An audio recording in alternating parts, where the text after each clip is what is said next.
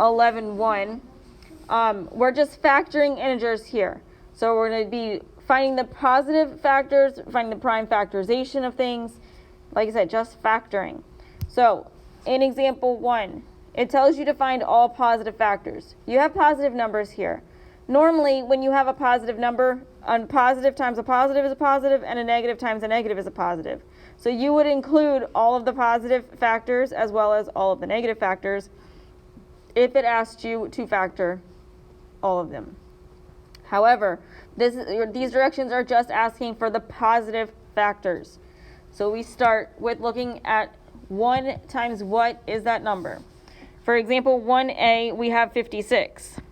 So with that 56, we know that it's 1 and 56. 56 is a positive number, so we can divide it by 2. 2 goes into 56 28 times. Then you can look at 3. Does 3 go into 56 evenly? No. Look at 4. 4 goes into 56 14 times. Look at 5. 5 does not go into 56 evenly because it doesn't end in a 0 or a 5. You can then try 6, but 6 does not go in evenly because 2 and 3 both do not go into 56 evenly. From there, you can try 7. 7 goes into 56 8 times. Next number would be 8, but you already have that down, so you don't have to worry about that because it's already there, which means all the rest of your numbers that you have represent the only factors that there are for the number 56. So you can keep them in this way, or you can write them as 1, 2, 4, 7, 8, 14, 28, and 56. You can put braces around this to represent the set of numbers 1, 2, 4, 7, 8, set 14, 28, 56. For example B, we have 49. For 49, that is 1 and 49. 2 does not go into 49 evenly. 3 does not go into 49 evenly. 4 does not. 5 does not. 6 does not. But 7 goes in 7 times. Because this 7 is repeated, when we write those factors, we can just write 1, 7, and 49.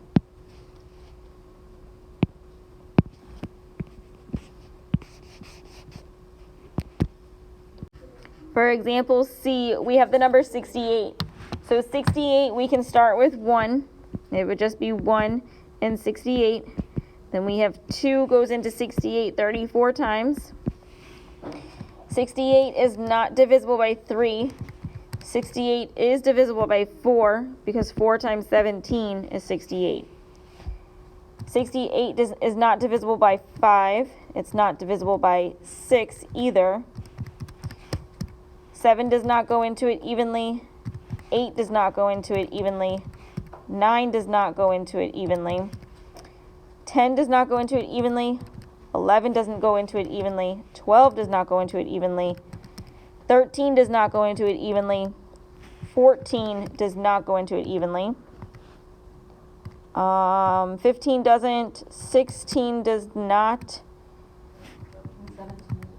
And 17 is 4. So those are the only factors that you have of 68.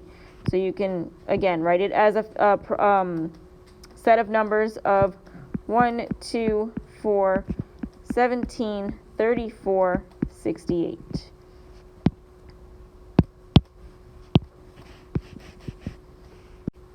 For example D, we have 144. For this one, we can start with 1 and 144.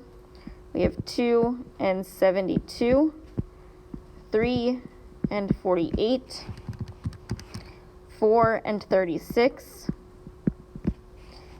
5 does not go into it evenly.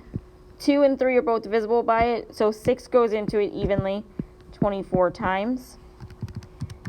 7 does not go into it evenly. 8 goes into it 18 times. 9 goes into it 16 times.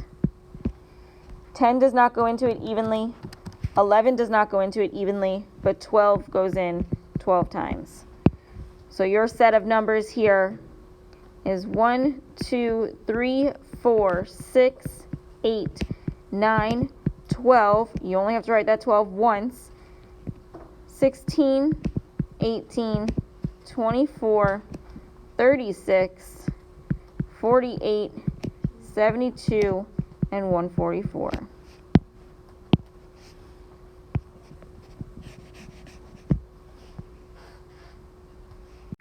For our next example, we're looking at the prime factorization.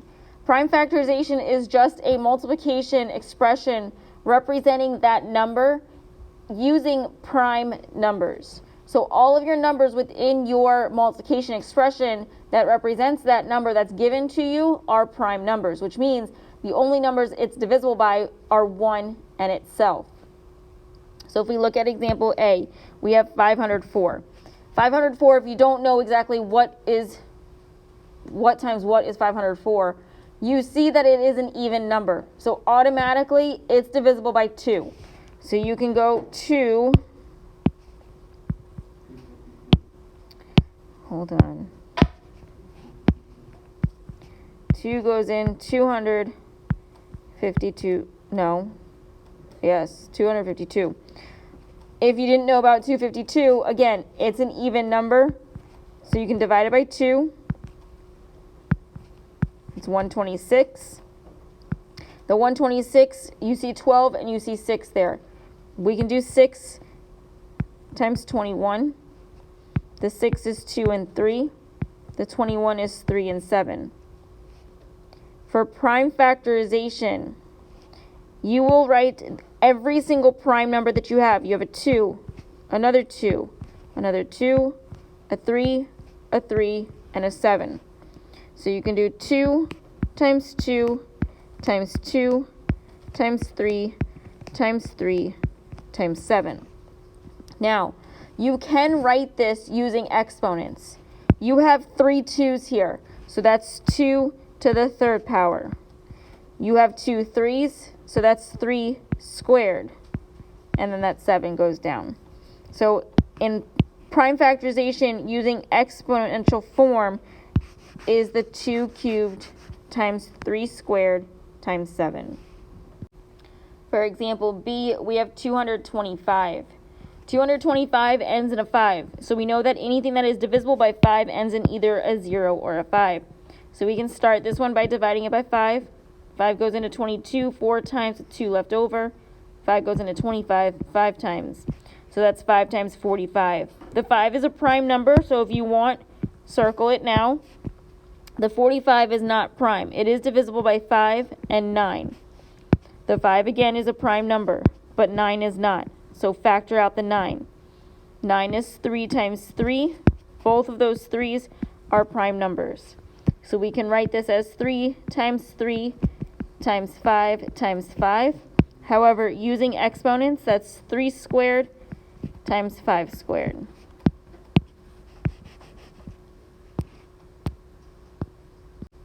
For example C, we have 228. 228, again, if you don't know off the top of your head exactly what goes into it, it is an even number, so we can divide it by 2. 2 goes into 2 one time, 2 goes into 2 once, 2 goes into 8 4 times. That 114, again, is an even number, so we know 2 goes into it. So 2 goes into 11 5 times with 1 left over. 2 goes into 14 7 times. That 57 is divisible by 3. And I know that because I can do 7 plus 5, which gives me 12, and that is divisible by 3, or 3 is divisible. 3 goes into 12 evenly. 3 goes into 5 one time with 2 left over. 3 goes into 27 9 times. So from here, we have prime numbers of 2, 2, 3, and 19. All of those numbers are prime. So we have 2 times 2 times 3 times 19. If we write this using exponents, we have 2 squared times 3 times 19.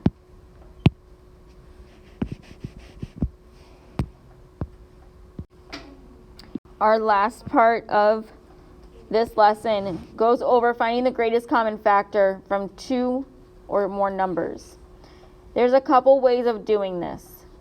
First, you could find the factors of both of the numbers and find whichever one is the greater of the 2.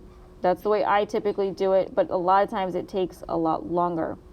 Another way to do it is to find the prime factorization of both. Whatever numbers are the same from each, you bring down once, and then whatever else is left over, you bring that down. Now, with these, again, I'm going to do it by saying what times what is that number. So for A, we're given 882 and 945. That 882, we have 1 and 882. 2 goes into it 441 times. 3 goes into it 294 times. 882 divided by 4 is not possible. 6 goes into it 147 times. 7 goes in 126 times. 8 does not go into it evenly. 9 goes in 98 times. 10 does not go in evenly. 11 does not go in evenly. 12 does not. 13 does not. 14 does 63 times.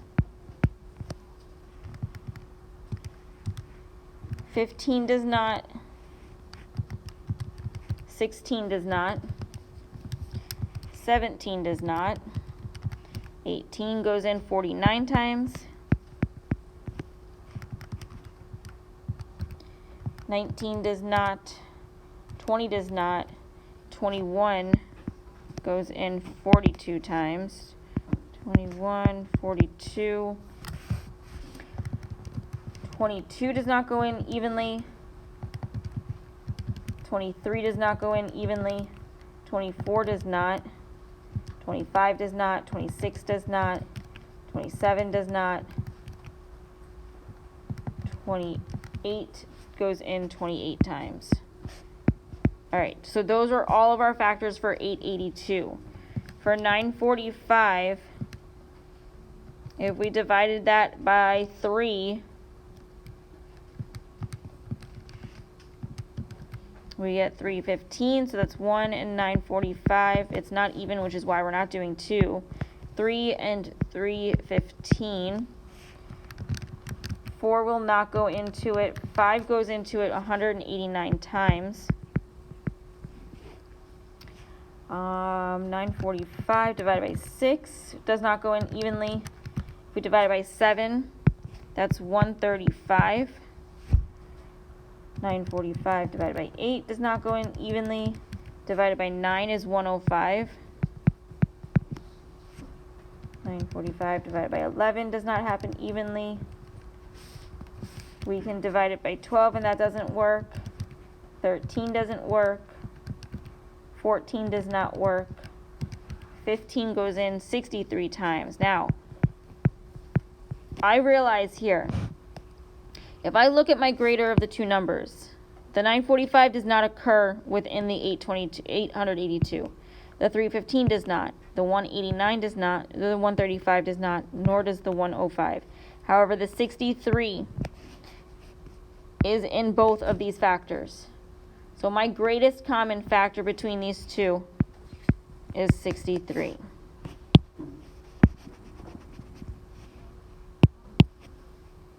For example, B, you have 49 and 127. Those are two much easier numbers. The 49, only has factors of 1 and 49. The other factors are 7 and 7. So your two things that you could do here is you can take that 127 and divide it by your highest factor there, which is 49, from your other number. And then you can do, that doesn't work, so then you can try 7. That doesn't work either. So your only factors here that work are the 1. So you wouldn't have to find all of the factors. However, if you did, I don't think 127 has any other factors other than 1 in itself. I think it's a prime number. So your only factors here, again, that are the same are the 1s. So that is your greatest common factor. For example, C, we have 54 and 136. The 54, you have 1 and 54. It is even, so divided by 2, you get 27. 3 goes into 54 18 times. 54 is also divisible by 6 and 9. Those are your only factors. The 136 is 1 and 136. You can divide it by 2. You get 2 and 68. 136. You can divide by 4. You get 34. You can also divide it by 8 and get 17. And then 12. No. 12 does not go into it evenly. I think that's it. Aren't we technically, like, can't you, if you were to get the factors of a smaller number and leave the bigger number, are you able to just Divide them. that bigger number Yep. by all of those factors? Yep. So like if that's what you did here, your highest factor is 54. I would take the 136 divided by 54. That gives you 2.5 something, something, something. It doesn't work. So then try the 27. The 136 divided by 27, again, it gives you a decimal, so that doesn't factor out completely. I then was try the 18. That gives you 7.5 repeating, so that doesn't work. Then try the 9. That doesn't work either. Try the 6. That doesn't work. Try the 3. That doesn't work. Try the 2. That works. So you know that the 2 is your greatest common factor.